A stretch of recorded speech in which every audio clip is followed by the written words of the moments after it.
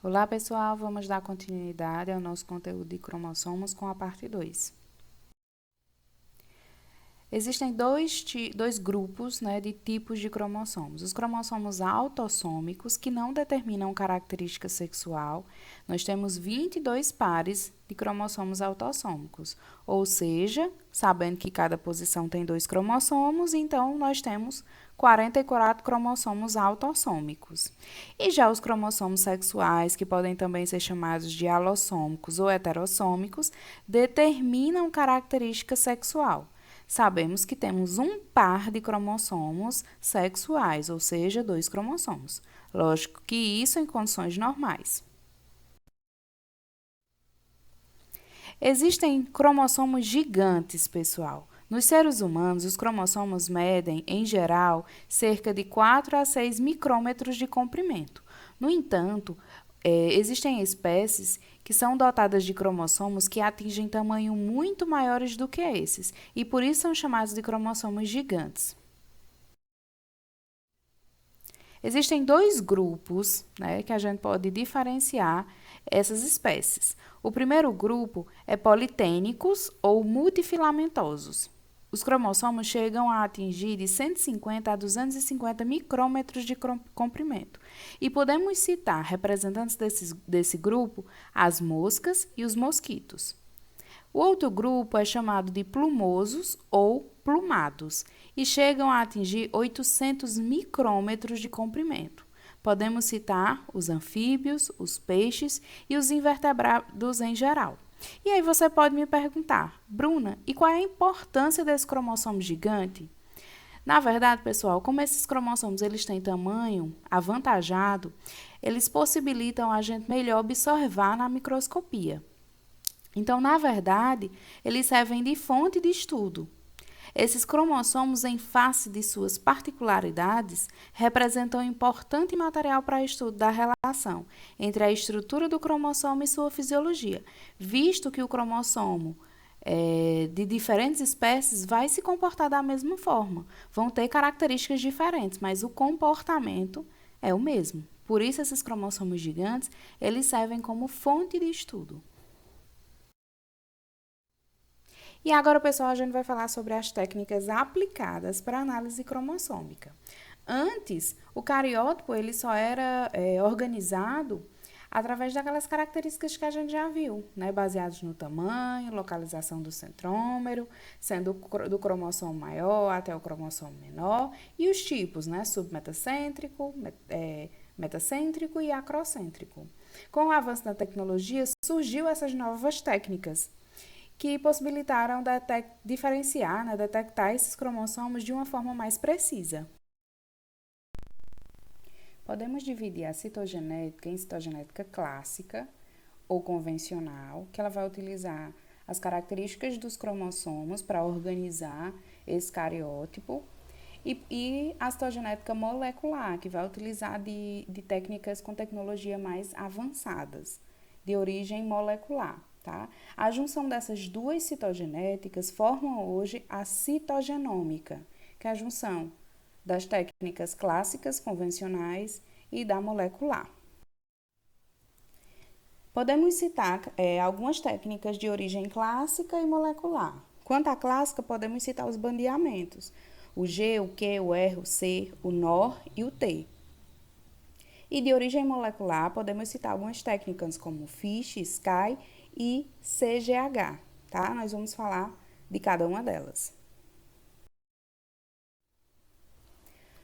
Os bandeamentos cromossômicos, pessoal, são conhecidos já por nós, a gente sabe que está presente no ideograma, e que são essas faixinhas horizontais, claras e escuras, que aparecem no cromossomo, tá? Essa técnica, ela permitiu que cada cromossomo fosse identificado e proporcionou uma definição mais precisa nas anomalias cromossômicas. É sabido a sequência normal de bandeamento de todos os nossos cromossomos, como está aí na imagem, tá? É uma sequência já conhecida. E a gente tem como identificar, como se fosse relatar o endereço, de cada um desses bandeamentos, tá? Relatando em que braço ele está presente, como por exemplo no braço P, no braço pequeno, e a numeração a qual ele recebe. Por exemplo, aí eu iria dizer que possivelmente existe um problema no bandeamento do braço P, número 23, ou braço Q, número 22, subbandeamento 2, tá? Então, a gente tem como determinar a localização de cada um dos bandeamentos e que tipo de bandeamento aparece em cada um dos nossos cromossomos. Para promover a formação dessas faixas, a gente tem aquelas técnicas já citadas nos slides anteriores, tá? E a gente vai ver cada uma delas agora. O primeiro bandeamento que a gente vai falar é o bandeamento G, mais usado rotineiramente nos laboratórios. Ele utiliza a tripsina para promover desnaturação de proteínas e ele cora com giemsa. Outras corantes, né, podem ser utilizados com as técnicas mais atuais para a realização do bandeamento G, que são a técnica de Winding e de Leishman. O bandeamento G, ele promove a formação de bandas escuras que são ricas em adenina, timina, tá? O bandeamento G, ele tem afinidade nessas regiões ricas em adenina, timina, e ele deixa essas regiões mais escurecidas. Então, são as faixinhas escuras. Quanto mais rica for a região em adenina, timina, mais escura ela vai ficar, tá? Como a gente observou no slide passado, existem umas faixinhas que são um cinza, né? Porque aquela faixinha possivelmente não é tão rica em adenina, timina, como aquela que está mais enegrecida. E as bandas claras são regiões ricas em citosina, guanina. As vantagens dessa técnica, pessoal, é que ela tem um custo relativamente baixo e possui uma boa durabilidade das bandas. Por isso, ela é o mais utilizado nos laboratórios, né, que trabalham com citogenética.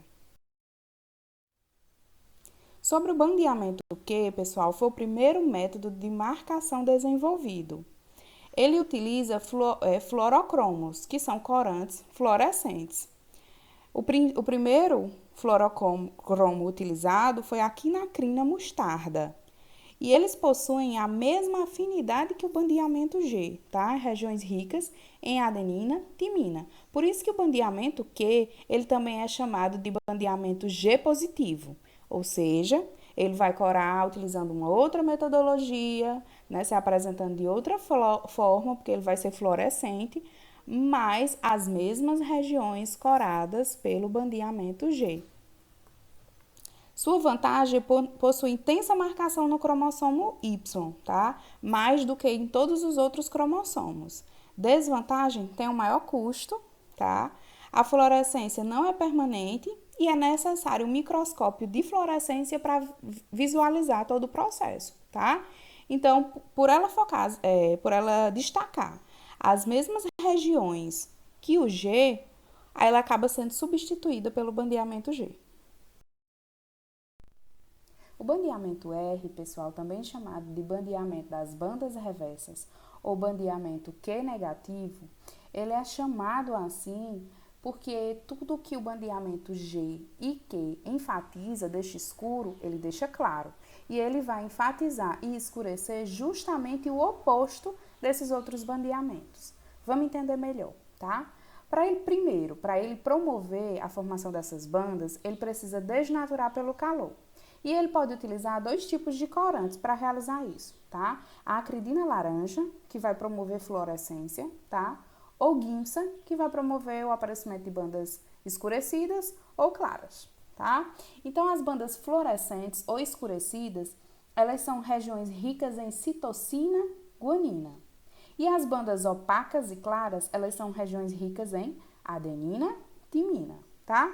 A vantagem desse tipo de bandeamento é enfatizar as regiões terminais dos cromossomos, que são regiões exatamente ricas em citosina, guanina, tá? Em alguns laboratórios, essa é até a técnica utilizada como a rotineira do laboratório, substituindo o bandeamento G. O bandeamento C, pessoal, cora de forma específica a heterocromatina constitutiva. E para quem não está lembrado de o que é exatamente essa heterocromatina constitutiva, são regiões de material genético não codificantes, isto é, que não participam da transcrição. Elas estão inativas, tá? Sendo mais específica ainda, são as regiões centroméricas, tá? Ou regiões também pericentroméricas, tá? O que quer dizer pericentromérica? É aquela região que está por volta de, tá? Circundando a região centromérica, tá? Então, tudo isso é enfatizado pelo bandeamento C. Esse bandeamento, ele promove desnaturação por hidróxido de bário, tá? E cora também com guinça. A vantagem desse tipo de bandeamento é a detecção de cromossomos dicêntricos ou pseudodicêntricos, que são cromossomos anormais, que possuem 2 centrômeros, tá? E a diferenciação dos cromossomos 8 e 9, tá? Que são cromossomos vizinhos, né?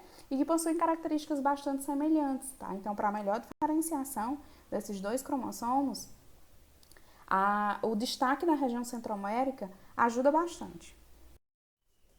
O bandeamento ROM, pessoal, vai ocorrer nas regiões organizadoras de nucléolos, de forma mais específica, na constricção secundária. Então, esse bandeamento ele vai agir em um tipo específico de cromossomo, que são os acrocêntricos, que apenas eles são possuidores da constricção secundária e do satélite. Então, são cromossomos que estão organizados no grupo D e grupo G, como a gente pode ver na imagem, tá? Essas proteínas presentes na região, nos ROMs, né, elas têm afinidade por prata e por isso elas recebem um tratamento com nitrato de prata. A vantagem desse tipo de bandeamento é na identificação de mutações envolvendo os cromossomos acrocêntricos. O bandeamento T é um subtipo do bandeamento R, porque eles são menores do que as bandas Rs. Eles vão corar de formas mais específicas as regiões terminais desses cromossomos que a gente conhece como telômero, tá? Ele vai desnaturar com calor e vai promover coloração por guinça, certo? Os telômeros, eles são termorresistentes, por isso eles não desnaturam e eles ficam, né, enfatizados por tal tratamento. Né? Eles ficam com o bandeamento escurecido. Como a gente já falou em sala de aula, os telômeros eles estão envolvidos com o envelhecimento celular, tá?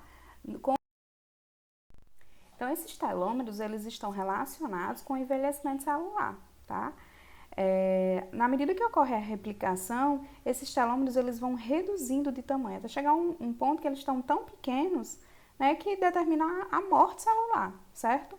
Toda essa parte teórica que eu estou falando para vocês rendeu um prêmio Nobel. O Prêmio Nobel de Medicina, em 2009, a bióloga americana Elizabeth Blackburn, tá? E isso rendeu a publicação de um livro, publicado por ela, juntamente com a Elissa, uma psicóloga, que tem como título O Segredo Está nos Telômeros, tá? Existe uma teoria dos telômeros, pessoal, que explica a ocorrência da progéria, ou síndrome de Huntington-Gilford, tá? Que é uma síndrome genética, tá? Uma patologia genética que ocorre em crianças que tem o fenótipo de pessoas envelhecidas, tá? Essa teoria do telômero, ela defende que essas crianças elas já nascem com os telômeros diminuídos. E à medida que a replicação vai ocorrendo, esses telômeros são ainda mais encurtecidos.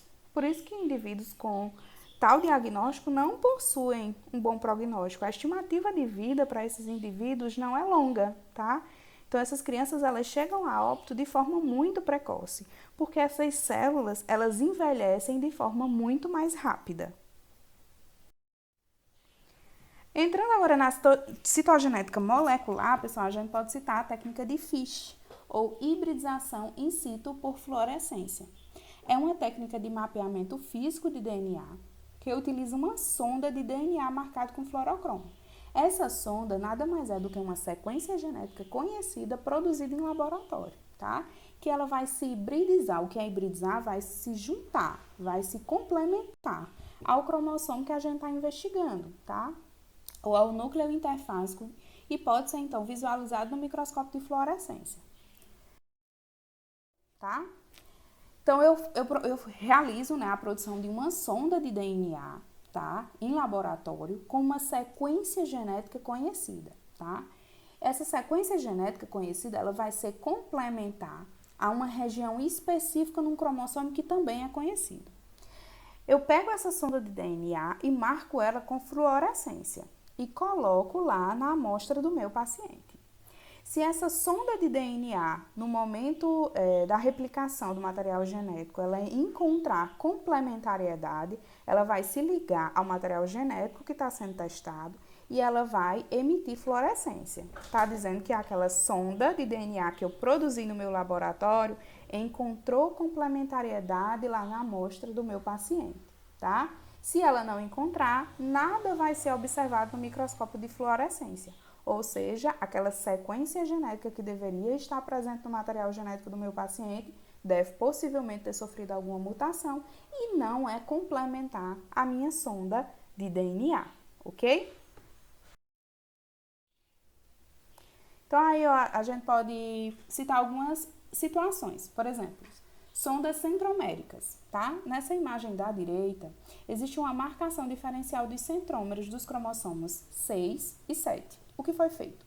Uma sonda complementar a região centromérica do cromossomo 6 e foi marcado com fluorocromo verde, tá? Foi feita uma outra sonda complementar agora com a sequência genética do centrômero do cromossomo 7 e foi marcado com vermelho.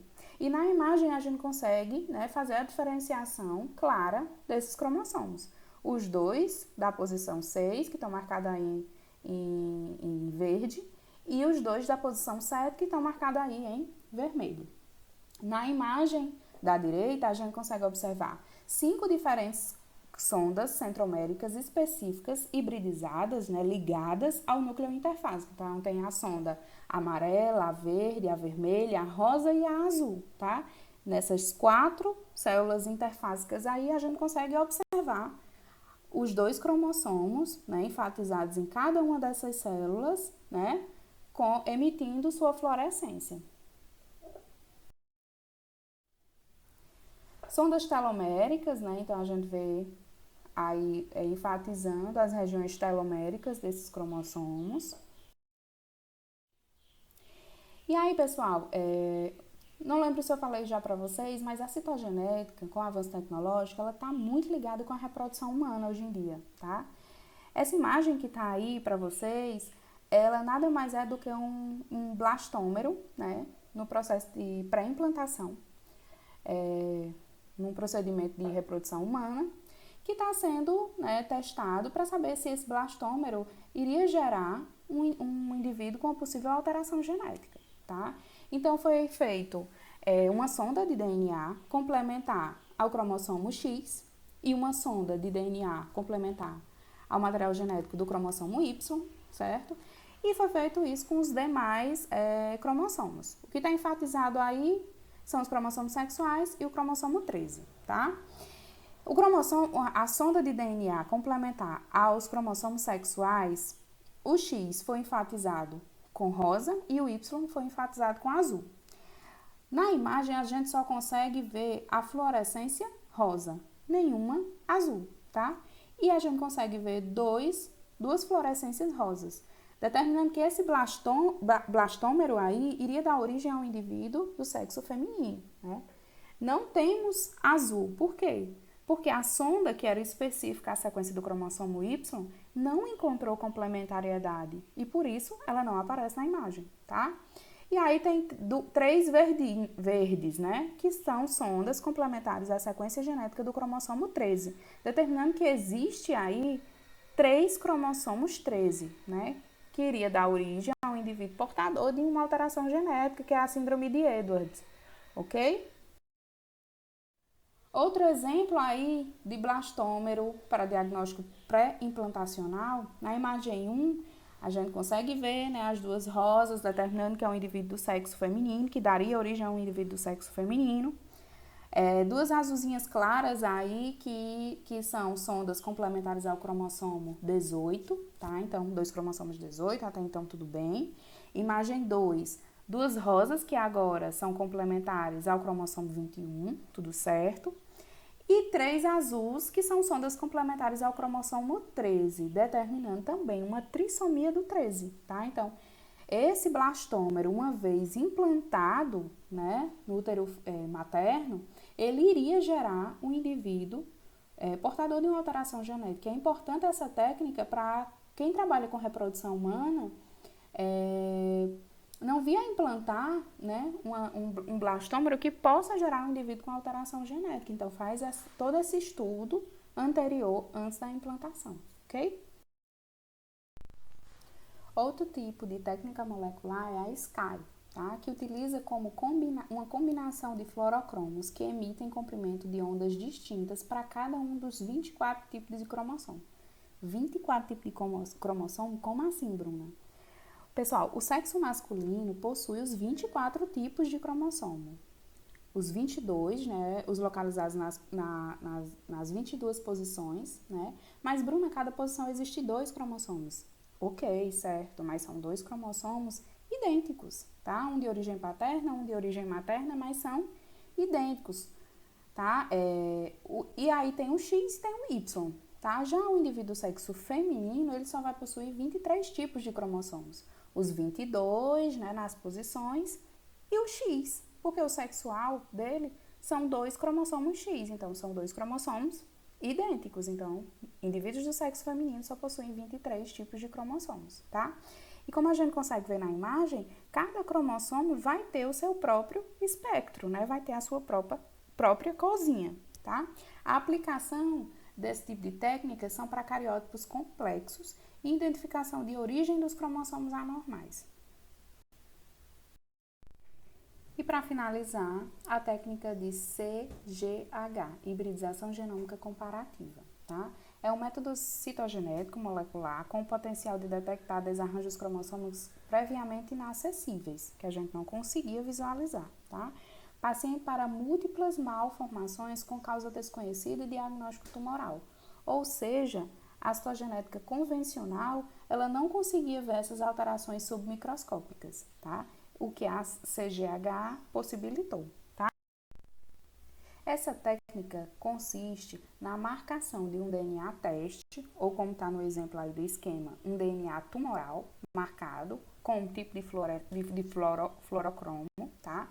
Um DNA normal conhecido, marcado com outro fluorocromo, que serão misturados e colocados em um grupo de células metafásicas também normais. E a gente vai observar a fluorescência emitida.